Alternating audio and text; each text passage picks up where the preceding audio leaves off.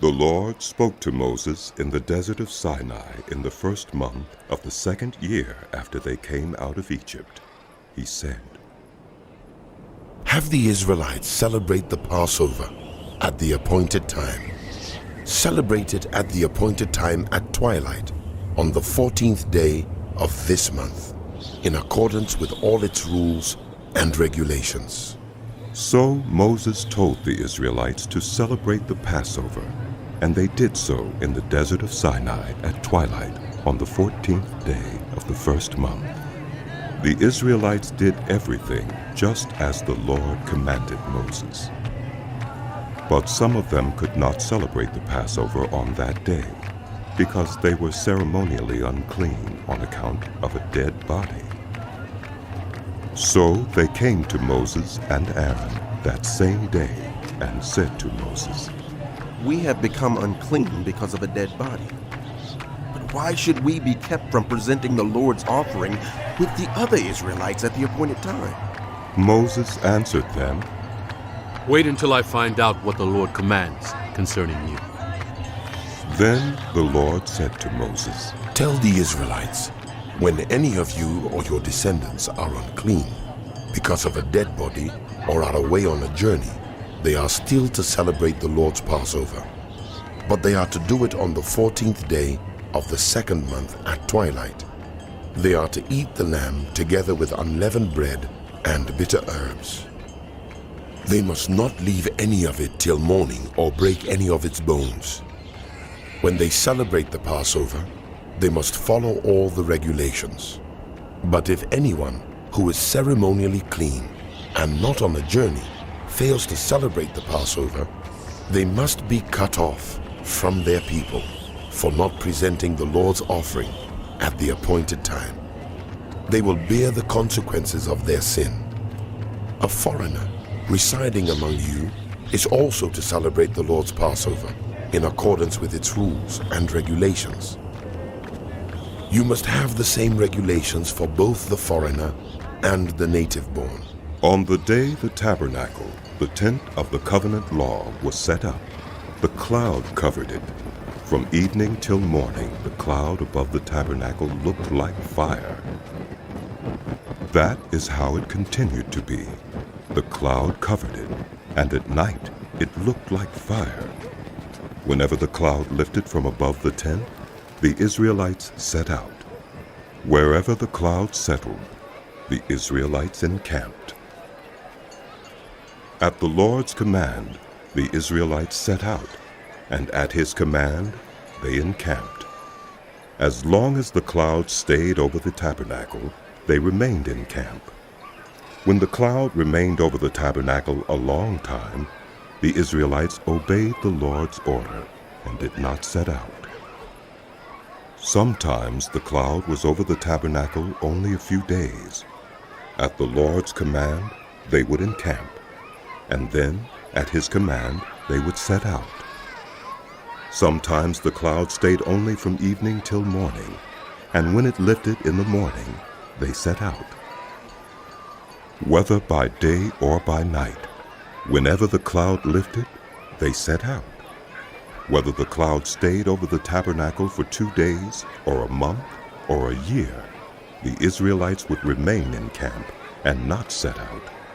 But when it lifted, they would set out. At the Lord's command they encamped, and at the Lord's command they set out. They obeyed the Lord's order in accordance with his command through Moses. The Lord said to Moses, "Make 2 trumpets of hammered silver, and use them for calling the community together and for having the camps set out. When both are sounded, the whole community is to assemble before you at the entrance to the tent of meeting. If only one is sounded, the leaders, the heads of the clans of Israel, are to assemble before you. When a trumpet blast is sounded, the tribes camping on the east are to set out. At the sounding of a second blast, the camps on the south are to set out. The blast will be the signal for setting out. To gather the assembly, blow the trumpets, but not with the signal for setting out. The sons of Aaron, the priests, are to blow the trumpets.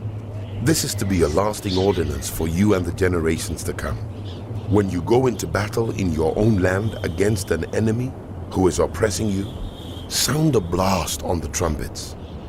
Then you will be remembered by the Lord your God and rescued from your enemies. Also, at your times of rejoicing, your appointed festivals and new moon feasts, you are to sound the trumpets over your burnt offerings and fellowship offerings, and they will be a memorial for you before your God. I am the Lord your God. On the 20th day of the 2nd month of the 2nd year, the cloud lifted from above the tabernacle of the covenant law.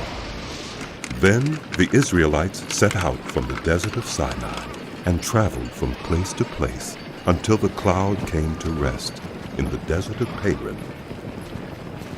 They set out this first time at the Lord's command through Moses.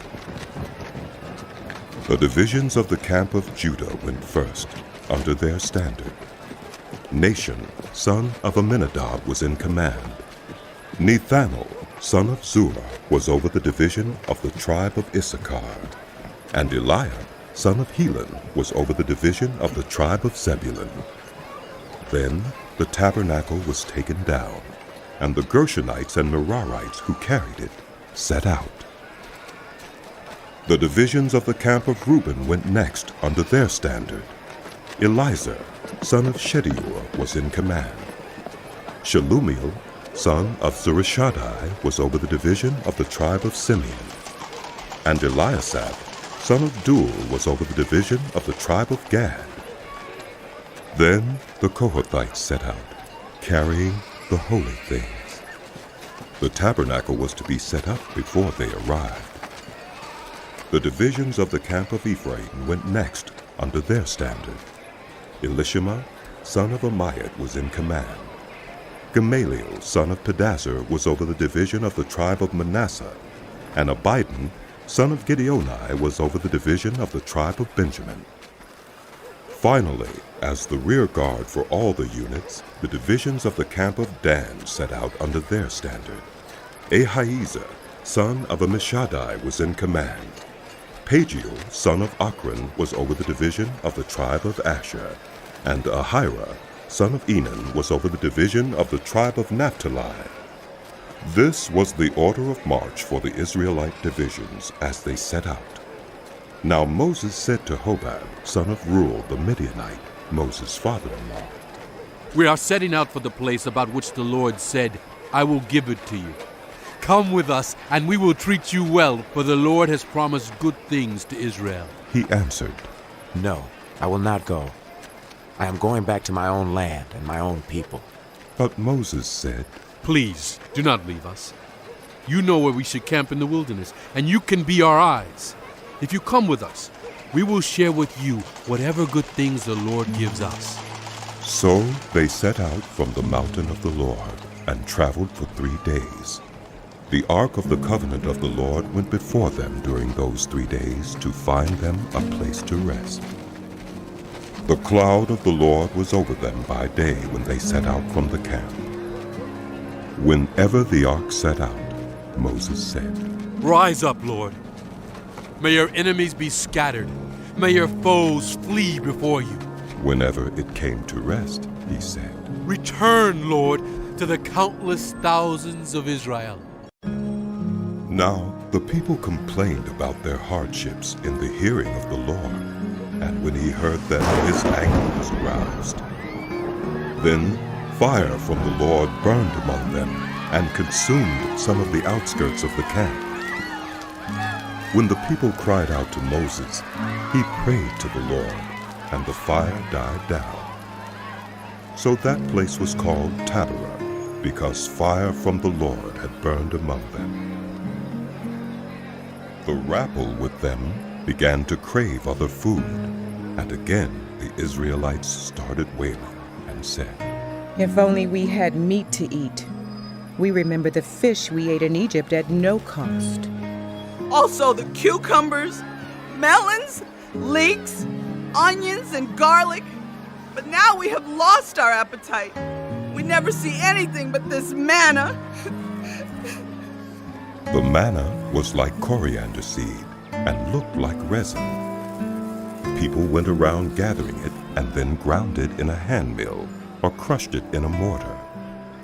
They cooked it in a pot or made it into loaves. And it tasted like something made with olive oil. When the dew settled on the camp at night, the manna also came down. Moses heard the people of every family wailing at the entrance to their tents. The Lord became exceedingly angry, and Moses was troubled. He asked the Lord, Why have you brought this trouble on your servant?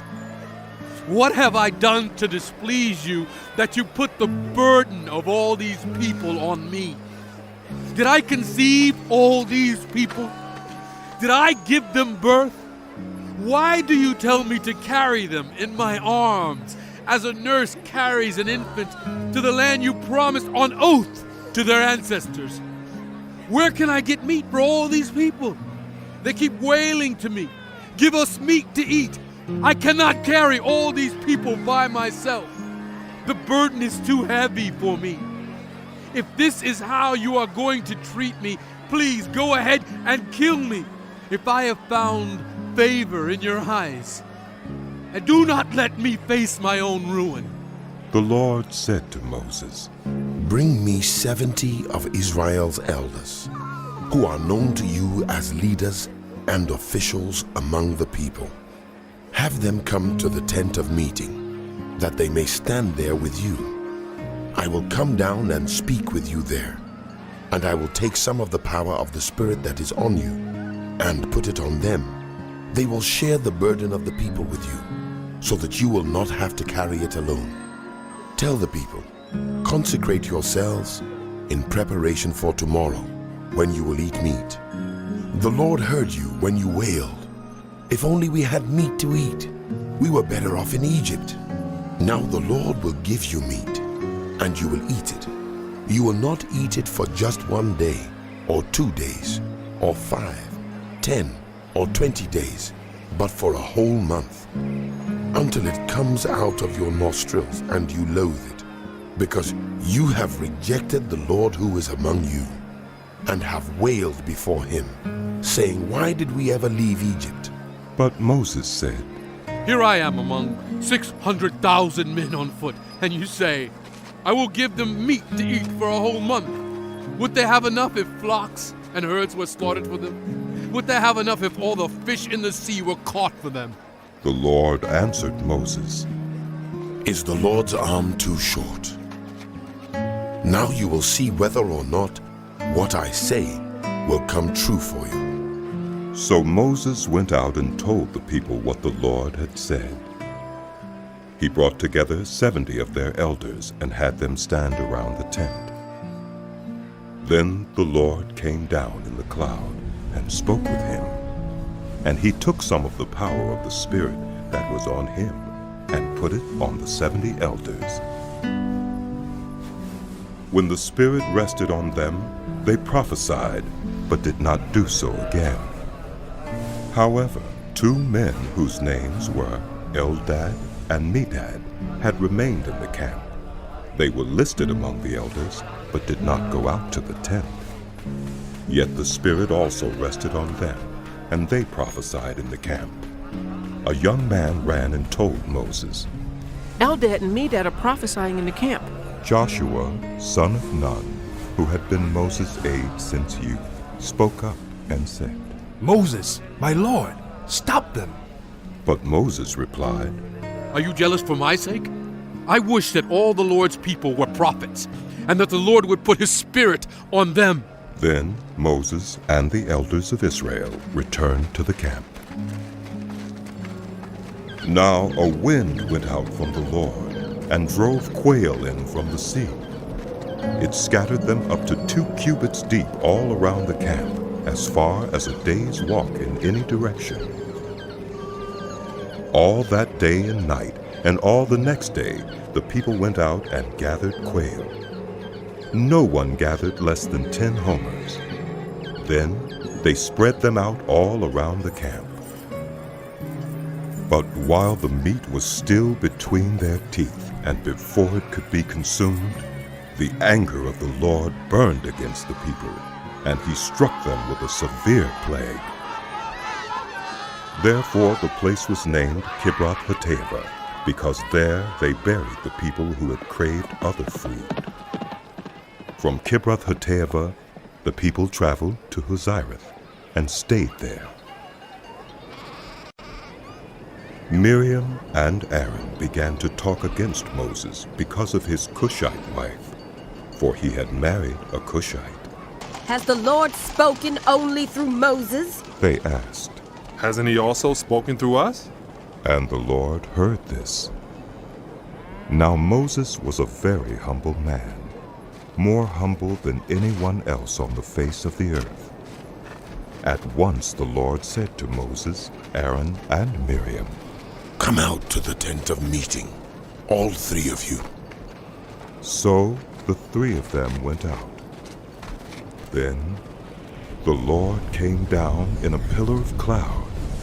He stood at the entrance to the tent and summoned Aaron and Miriam. When the two of them stepped forward, he said, "Listen to my words. When there are prophets of the Lord among you, I reveal myself to them in visions. I speak to them in dreams. But this is not true of my servant Moses. He is faithful in all my house. With him I speak face to face, clearly and not in riddles. He sees the form of the Lord. Why then were you not afraid to speak against my servant Moses?" The anger of the Lord burned against them, and he left them. When the cloud lifted from above the tent, Miriam's skin was leprous. It became as white as snow. Aaron turned toward her and saw that she had a defiling skin disease, and he said to Moses, Please, my Lord, I ask you not to hold against us the sin we have so foolishly committed. Do not let her be like a stillborn infant coming from its mother's womb, with its flesh half eaten away. So Moses cried out to the Lord, Please, God, heal her. The Lord replied to Moses, If her father had spit in her face, would she not have been in disgrace for 7 days? Confine her outside the camp for 7 days. After that, she can be brought back. So Miriam was confined outside the camp for 7 days, and the people did not move on till she was brought back. After that, the people left Hazareth and encamped in the desert of Paran.